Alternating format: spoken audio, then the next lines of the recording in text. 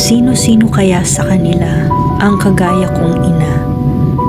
Sino-sino rin kaya sa kanila ang kagaya kong mahabang taon na nahiwalay sa kanilang mga asawa, sa kanilang mga anak? Isa palang mahabang paglalakbay ang pagiging isang ina. Jerry! Jerry! Manganganak na yata ako. Dalian mo! Nakakala ka na! Putok na! Huwag ka na ngang maraming tanong. Dalian mo! Aray!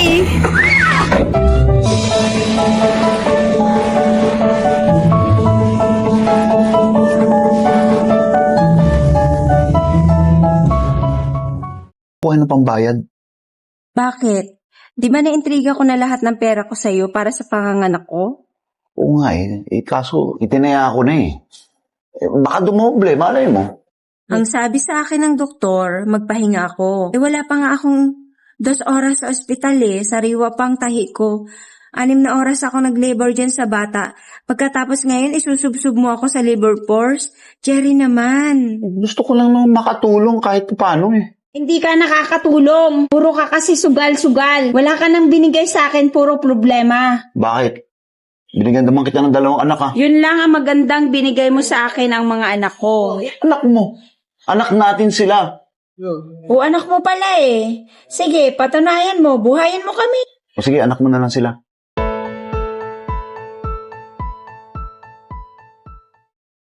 Ano ba? Tawag ako ng tawag dito. Wala man lang sumasagot sa inyo. Ano ba kayo? Pasensya na ho, naputulan kami ng kuryente.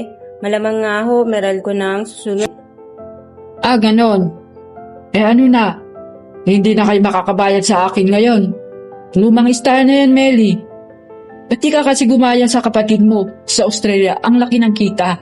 Alam nyo namang hindi ako mahilig mang-computer Katunayan nga po, uutang sana ulit ako Nay, papunta po ako Amerika, 7 days lang po. Isasama ako ni Miss DB. Naku, salamat.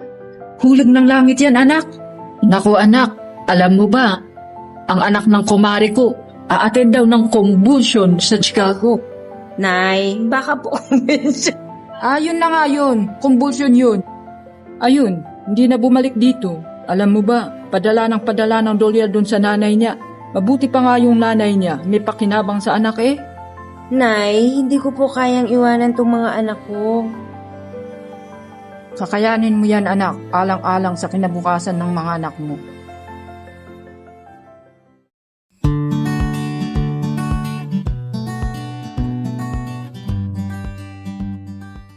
Hindi kaya, Nay, pagdating mo doon, pabalikin ka kagad kasi hindi ka marunong mag-English? What? Me? My English? Excuse me, anak. Mauubusan sila sa akin ng English. Ang galing ko kaya mag-English, no? Jerry, ha? Yung gamot ni Queenie, dapat nasa tamang oras ang pagpapiinom, ha? Tandaan mo, bawal sa usok ang bata, ha? Mag-aral ka ng mabuti, ha? Huwag kang laboy ng laboy, baka kutuhin ka. Gano'ng katagal po ba kayong mawawala? 1 linggo lang. 7 araw?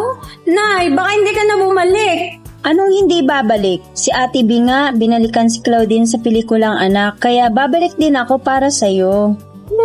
Mamimiss mo lang ako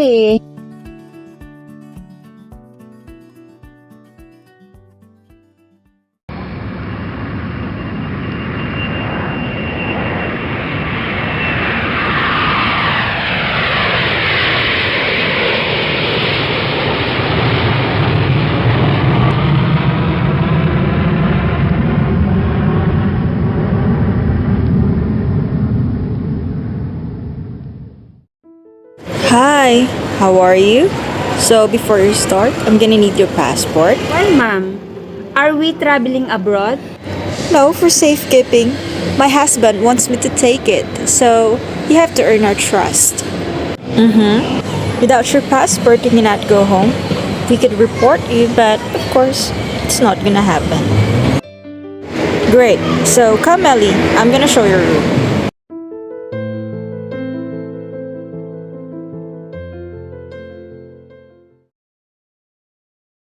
Good morning, Grandma! Here is your coffee. Melly, too sweet.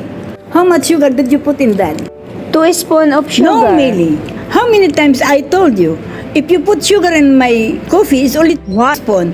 Why you don't remember? Oh, man. Melly, I don't pay you to read the paper. Come, we're gonna feed the dog. I want you to clean also the toilet. Here's the food, Melly. Take it. Give it to the dog. It's cold. Put in the microwave for 20 seconds. Now, Melly. Hey, Millie. Guess what? My shirt stink again.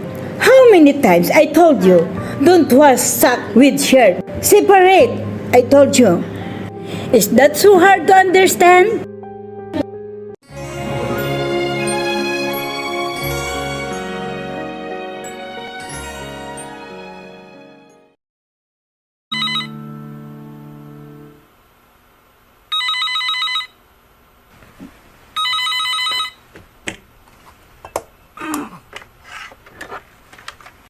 Hello?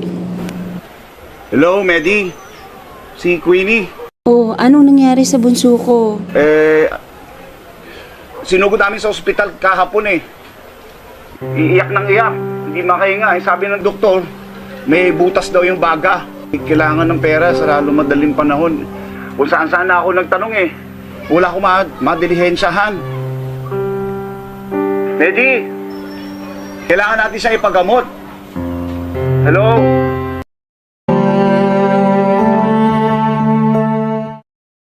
Hello, Nay. Bakit hirap po ako kumontak sa bahay? Ay naku anak, yung magaling mong asawa, pinangsabong yung pinadala mong pera, pambayad sana sa PLDT, o ay talo naman. Ay naku po, patong-patong na ang utang niyo, Melly. Kamusta naman yung bunso ko? Ano nang lagay niya? Eto, mabuti naman siya, o kailangan lang talaga ang maintenance ng gamot ha.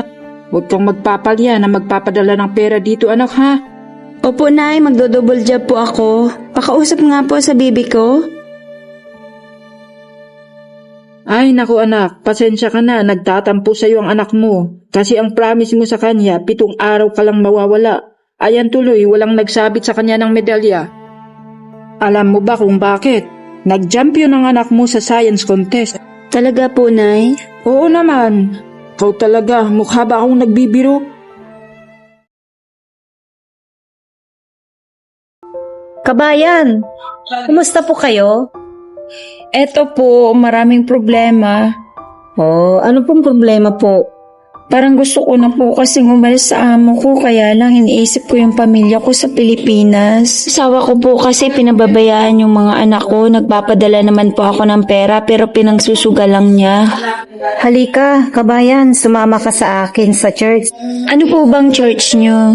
Christian church po kami. Fort Watts po. Alam mo kabayan, ang Diyos ang tutulong sa'yo sa lahat, kaya huwag kang malulungkot. Aayusin ng Diyos ang lahat. Magtiwala ka lang. Tanggapin mo si Kristo sa iyong buhay. Opo, sister, naniniwala po ako sa Diyos kaya tinatanggap ko po siya.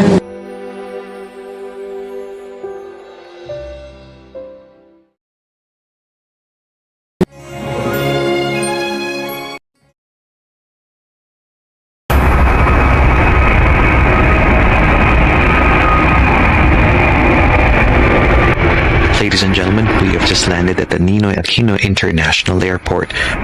Philippine Airlines welcomes you to Manila. Mula na umalis ka, si Queenie, napagamot na ng gusto. Maintenance na lang ng gamot ang kailangan. Ako naman, medyo umiika pa rin, pero nakakalakad na ako. Tsaka, nabayaran na natin lahat ng utang natin kay Inay Choling. Alam mo anak, malaking bagay ang pag-a-abroad mo. Tinan mo, pati itong bahay naparepair mo. O diba, sabi ko naman sa'yo, darating ng araw, makukompleto na tayo ulit. At yun, ito ng araw na ito. Ito na yun, diba? Ito na yun, kaya masaya na tayo. Ma, salamat sa Panginoon. Inayos niya ang lahat. Mabuti ang Diyos, Ma. Kain lang ng kain.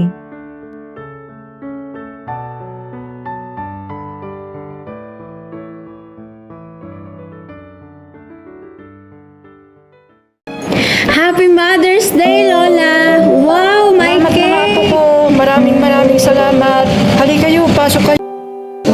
Happy Mother's Day, Ma. Nay, para po sa inyo. Happy Mother's Day, anak. Patawarin mo ako, anak. Happy Mother's Day, Nay.